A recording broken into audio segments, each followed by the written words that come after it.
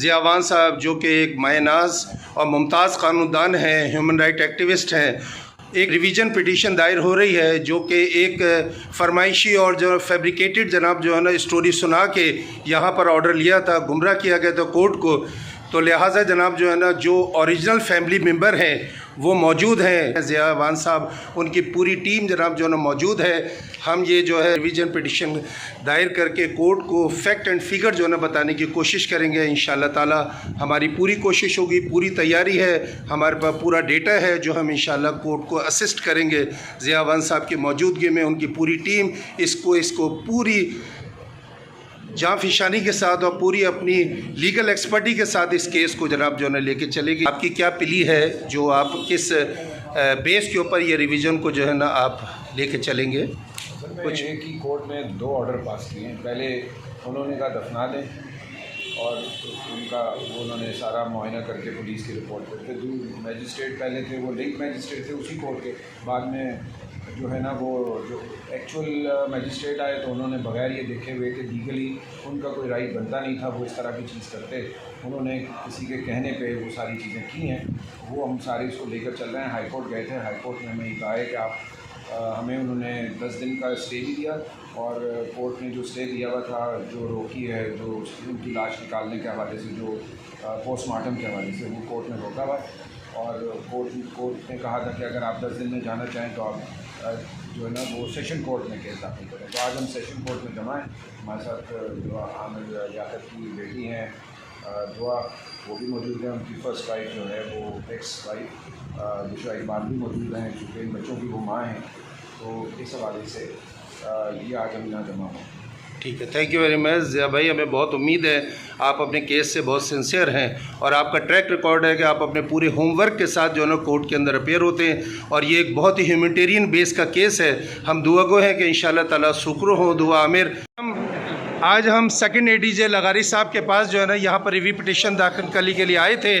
ज़ियावान साहब जो कि मुल्क के मुमताज़ कानूनदान हैं, नदीम शहजाद भाई भी हैं और ये पूरी टीम ज़ियावान साहब की है। यहाँ पर बुशरा साहिबा जो कि उनकी एक्स वाइफ है और बेटी जो है, बेटी के तवस्सुत से जनाब जो है ना वो पिटीशन दायर हुई है और अल्हम्दुलिल्लाह ये पिटीशन जनाब जो है ना कामयाबी के साथ एडमिट हुई है और हमारा स्टे जो है वो आगे कंटिन्यू हुआ है। ये अल्लाह ताला ने एक बेटी को फतह दी है, एक बेटी की मोहब्बत को से जो अपने बाप की बेहरमती को रोकने के लिए इस कोर्ट के अंदर आई है। अल्लाह ताला ने उसको ये इज़्ज़त दी और आज बेटी का सर फ़ख्र से बुलंद हुआ।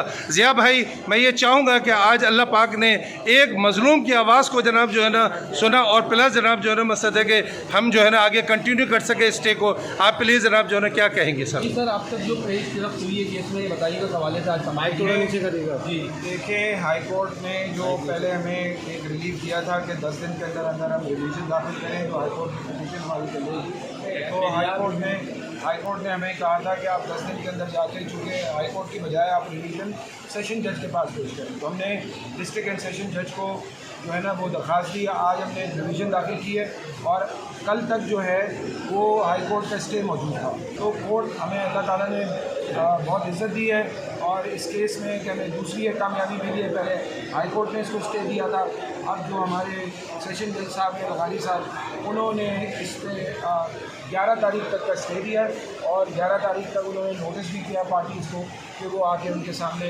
अपना मुद्दा बयान करें। और हमारा केस बहुत सिंपल सा है कि मैजिस्ट्रेट जो आमिर लियाकत की जो दफनाने का अमल था वो बिल्कुल लीगल तरीके से हुआ था। हमेशा ये होता है कि जो पुलिस आकर पूरा मुआयना करती है, उनकी बॉडी पे कोई निशान नहीं थे कि जिससे ये साबित हो कि उनको किसी ने कोई नुकसान पहुंचाया है, और ना ही ऐसा लगा था कि उनकी डेथ जो है किसी खुदकुशी की वजह से हुई, और उन्होंने ऐसा कोई खदशे का इजहार नहीं किया, मेडिको लीगल ने भी नहीं किया। और उस पर जो इलाका में एक्टिंग इलाका मैजिस्ट्रेट थे उन्होंने हमें इजाज़त दी बाकायदा राइटिंग में कि आप इनको दफना दें। दफनाने के बाद उसी जो एक्टिंग मैजिस्ट्रेट थे उनकी जगह जो मैजिस्ट्रेट आए उन्होंने अपने इख्तियारात का नाजायज़ इस्तेमाल किया और उन्होंने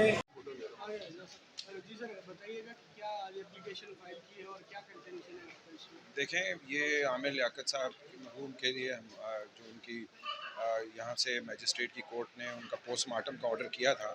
पहले उसी कोर्ट के एक मैजिस्ट्रेट ने कहा कि आप बग़ैर पोस्टमार्टम के उन्होंने कबूल किया, बोला उसको उनको जो है ना उनको दफना दें, तो वो हमने किया। उसके बाद उनकी फ़ैमिली ने, और उनकी फ़ैमिली की मर्ज़ी भी यही थी कि जब पुलिस ने कोई डाउट नहीं किया है और पुलिस की रिपोर्ट है कि उनके जिस्म पे कोई ऐसे निशान नहीं है, और इसके अलावा ये भी था कि जिस रूम में वो थे वहाँ भी कोई ऐसा एविडेंस उनको नहीं मिला, तो इस वजह से फ़ैमिली ने कहा कि चूँकि कोई पुलिस केस भी नहीं था, तो इसलिए फ़ैमिली ने ये कहा कि लाश की बेहरमती नहीं होनी चाहिए, इसलिए उन्होंने उनको जो है ना वो दफना दिया इजाज़त के साथ। उसमें मजिस्ट्रेट की, इसी कोर्ट की जिसने बाद में दूसरी दफ़ा फ़ैसला किया है, उन्होंने इजाज़त दी, हमने उनको दफना दिया, और उसमें पुलिस की रिपोर्ट भी मौजूद थी, मेडिको लीगल की भी मर्ज़ी थी, सब कुछ हो गया। उसके बाद कोई एक साहब वो गए हैं और उन्होंने उसी कोर्ट में, जो कि उसको इख्तियार ही नहीं था, उस अदालत को, उस मजिस्ट्रेट को इख्तियार ही नहीं था, उसको तो जॉब पे ही नहीं रहना चाहिए। होना तो यही चाहिए